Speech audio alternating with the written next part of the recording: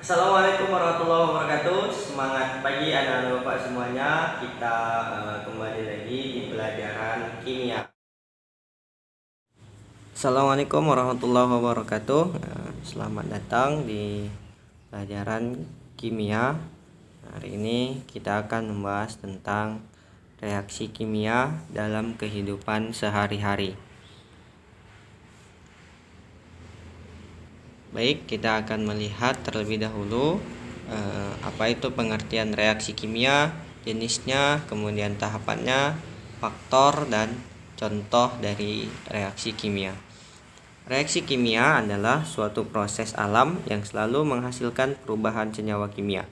Senyawa ataupun senyawa-senyawa awal yang terlibat dalam reaksi disebut dengan reaktan. Sedangkan reaksi kimia biasanya dikarakteristikkan dengan perubahan kimia dan akan menghasilkan satu atau lebih produk yang biasa memiliki ciri-ciri yang berbeda dengan reaktan.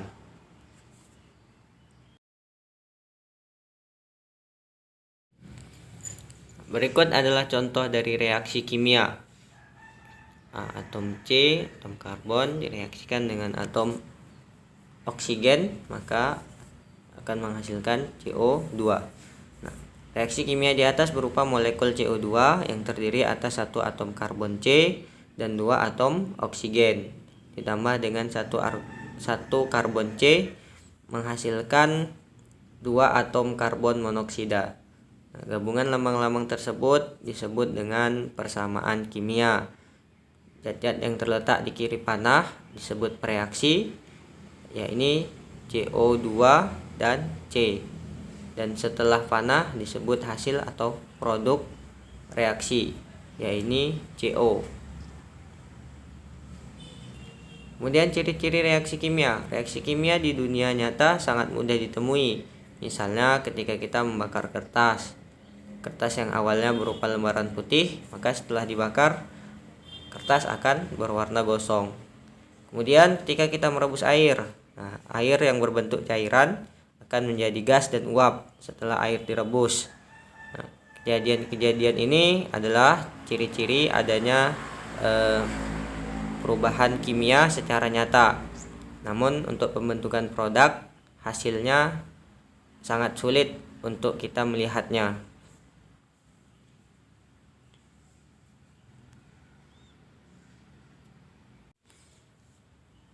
Oke, selanjutnya ini ciri-ciri dari perubahan kimia atau reaksi kimia. Yang pertama adalah perubahan warna.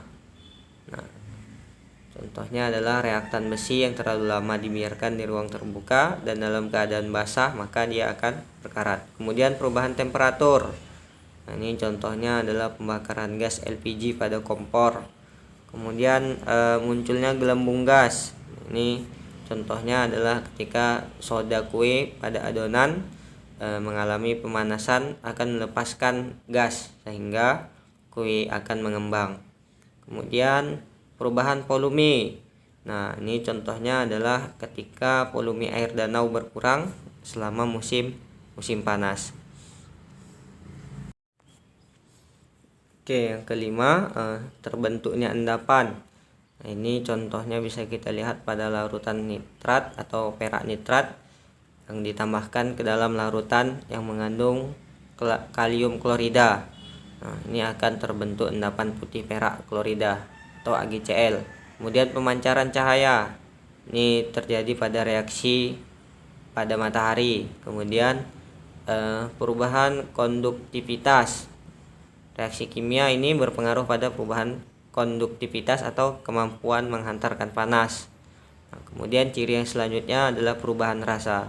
Jadi reaksi kimia pada saat mengunyah nasi misalnya menimbulkan rasa manis saat menyentuh lidah.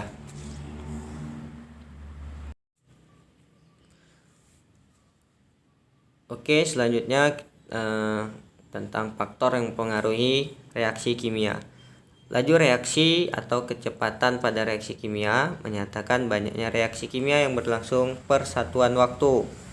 Ada faktor-faktor yang mempengaruhi mempercepat atau memperlambat proses reaksi kimia. Yang pertama adalah ukuran zat reaktan, yang kedua suhu, yang ketiga katalis. Katalis ialah zat yang mempercepat laju reaksi kimia pada suhu tertentu. Nah, enzim itu salah satu jenis katalis. Contohnya adalah enzim maltase yang merubah maltosa menjadi glukosa. Nah, ini berikut skema umum reaksi katalis di mana C melambangkan katalisnya. Misalnya A tambah C, maka menjadi AC. Kemudian B ditambah AC, maka menjadi AB ditambah C. Oke, selanjutnya tentang tahapan reaksi kimia. Tahapan reaksi mungkin secara mudahnya dibagi menjadi yang pertama pemutusan ikatan, kemudian yang kedua pembentukan senyawa transisi, yang ketiga pembentukan ikatan.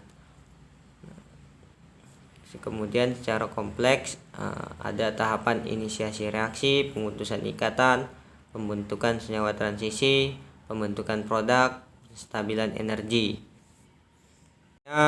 Selanjutnya kita akan bahas tentang macam-macam reaksi kimia. Jadi reaksi kimia sangat beraneka ragam ya, namun dapat digolongkan dalam beberapa macam reaksi, yaitu reaksi penggabungan, contohnya NaCl. 2 atom Na ditambah Cl2 maka menghasilkan 2 NaCl.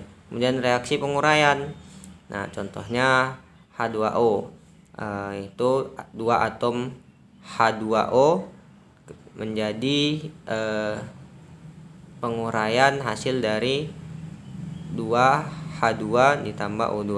Kemudian reaksi pertukaran tunggal, ini contohnya Cu ditambah 2AgNO3 maka menjadi 2Ag tambah CuNO32.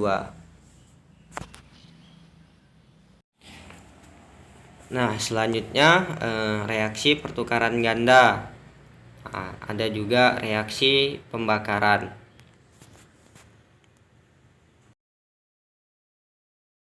Oke, selanjutnya contoh reaksi kimia dalam kehidupan sehari-hari. Nah, sangat banyak ya. Ada misalnya yang pertama pembentukan sabun. Nah, jadi reaksi penyabunan ini merupakan reaksi hidrolisis lemak atau minyak dengan menggunakan basa kuat, misalnya NaOH atau KOH, sehingga ia menghasilkan gliserol dan garam asam lemak atau sabun. Perbedaan antara sabun keras dan lunak jika kita lihat dari kelarutannya dalam air, yaitu sabun keras itu bersifat kurang larut dalam air jika dibandingkan dengan sabun lunak. Nah, reaksi penyabunan ini disebut juga dengan reaksi saponifikasi. Kemudian reaksi asam basa menjadi garam. Dalam ilmu kimia, garam adalah senyawa ionik yang terdiri dari ion positif atau kation dan ion negatif atau anion yang membentuk senyawa netral tanpa muatan. Kemudian ada reaksi korosi. Korosi adalah kerusakan logam akibat reaksi redoks antara suatu logam dengan berbagai zat di lingkungannya yang menghasilkan senyawa-senyawa yang tidak dikehendaki. Ada proses korosi besi atau Fe bertindak sebagai pereduksi, dan oksigen atau O2 yang terlarut dalam air bertindak sebagai pengoksidasi. Persamaan reaksi pembentukan karat atau korosi sebagai berikut. Fe menjadi Fe2 positif tambah 2 elektron negatif. O2 tambah 4H positif ditambah 4E hasilkan 2H2O.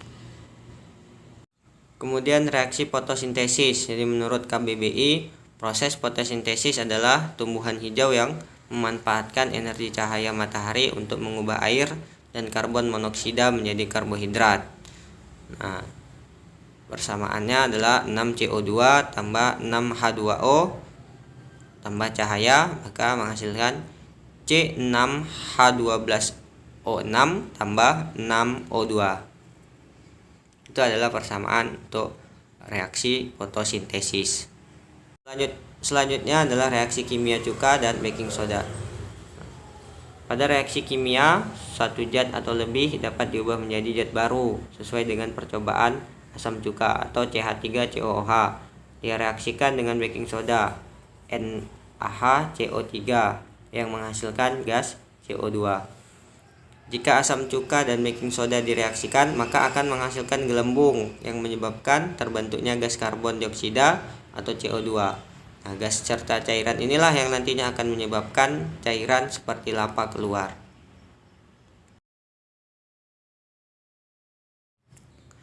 Nah, kemudian yang terakhir, yang keenam, contohnya adalah yaitu reaksi kimia enzimatis. Enzim ini adalah biomolekul berupa protein yang berfungsi sebagai katalis. Meskipun senyawa katalis dapat berubah pada reaksi awal, maka pada reaksi akhir molekul katalis akan kembali ke bentuk semula. Sebagai contoh tadi enzim katalase, yaitu merupakan enzim yang mengkatalisis reaksi di mana hidrogen peroksida diurai menjadi air dan oksigen. Nah, itu untuk hari ini materi kita tentang reaksi kimia, tahapannya, kemudian macam-macam reaksi kimia, dan kemudian yang terakhir adalah contoh reaksi kimia dalam kehidupan sehari-hari.